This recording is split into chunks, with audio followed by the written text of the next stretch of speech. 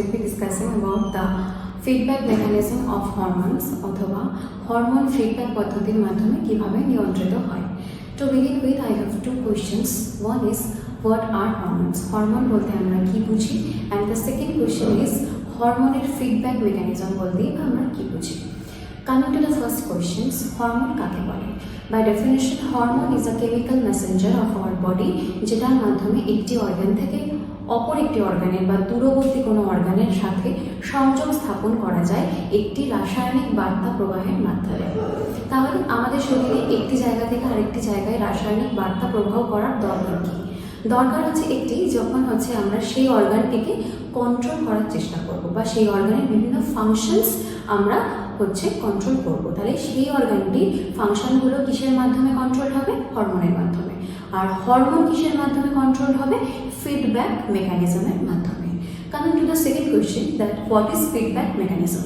Feedback mechanism হলো এমন একটি পদ্ধতি যেটার সাহায্যে কোথায়, কখন এবং কতটা পরিমাণে হরমোন ক্ষরণ হবে বা কখন চালু হবে এবং কখন বন্ধ হবে, এই পুরো ব্যাপারটি নিয়ন্ত্রণ করা যায়।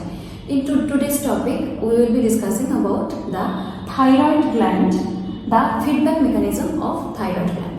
থাইরয়েড গ্ল্যান্ডের ফিডব্যাক মেকানিজমের মাধ্যমে কিভাবে থাইরক্সিন হরমোন ক্ষরণ নিয়ন্ত্রণ করে। তাহলে আমরা কি জানি? কামিং টু হিয়ার, আমরা কি জানি যে মাস্টার অফ মাস্টার গ্ল্যান্ড কাকে বলা হয়? হাইপোথ্যালামাসকে। হাইপোথ্যালামাসের কাজ কি?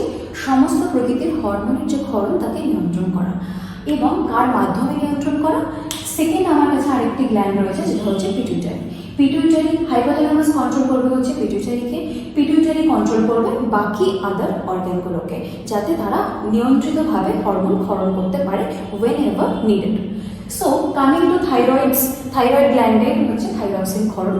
তাহলে কি হচ্ছে? মাস্টার অফ মাস্টার গ্ল্যান্ড অর্থাৎ hypothalamus, master of master gland অর্থাৎ হাইপোথ্যালামাস। হাইপোথ্যালামাস কি করবে? হাইপোথ্যালামাস হচ্ছে পিটুইটারিকে একটি সিগন্যাল প্রদান করবে অথবা একটি নির্দেশ বা বাহক প্রদান করবে। বাহক আমরা কি জানি? একটাই জিনিস হয়, সেটা হচ্ছে হরমোন। অর্থাৎ হাইপোথ্যালামাস অপর একটি হরমোন ক্ষরণ করবে পিটুইটারিকে নক করার জন্য। তাহলে হাইপোথ্যালামাস থেকে একটি হরমোন আসলো, সেই হরমোনটির নাম হলো TRH। TRH এর কাজ কি? TRH গিয়ে পিটুইটারিকে নক করবে টু রিলিজ TSH, which যে কি করবে? গিয়ে থাইরয়েড গ্ল্যান্ডকে স্টিমুলেট করবে। তো তাহলে বেসিক্যালি ব্যাপারটা কি দাঁড়ালো? হাইপোথ্যালামাস এসে পিটুইটারিকে উদ্দীপ্ত করলো ভায়া রিলিজিং TRH হরমোন। দেন পিটুইটারি উদ্দীপ্ত হওয়ার পর পিটুইটারি রিলিজ করলো TSH হরমোন, যেটা গিয়ে কাকে উদ্দীপ্ত করলো ফার্দার? সেটা হচ্ছে থাইরয়েড গ্ল্যান্ডকে। যখন TSH আমার সিস্টেমে থাকবে এবং থাইরয়েড গ্ল্যান্ড এক্সাইটেড হবে, তখন বাই প্রোডাক্ট হিসাবে থাইরয়েড গ্ল্যান্ড কি রিলিজ করবে? T3 এবং T4 হরমোনস। বোঝা গেল? এইটা হচ্ছে একটি ওয়ান সাইক্লিক সাইড যে কিভাবে থাইরক্সিন হরমোন হচ্ছে রিলিজ হলো। এইবার ফিডব্যাক মেকানিজমের মেইন ফান্ডামেন্টাল চারটে ব্যাপার কি? একটি হচ্ছে কখন রিলিজ হবে হরমোন, সেটাকে কন্ট্রোল করা। সেকেন্ড হচ্ছে কতটা অ্যামাউন্টে রিলিজ হবে, সেটাকে কন্ট্রোল করা।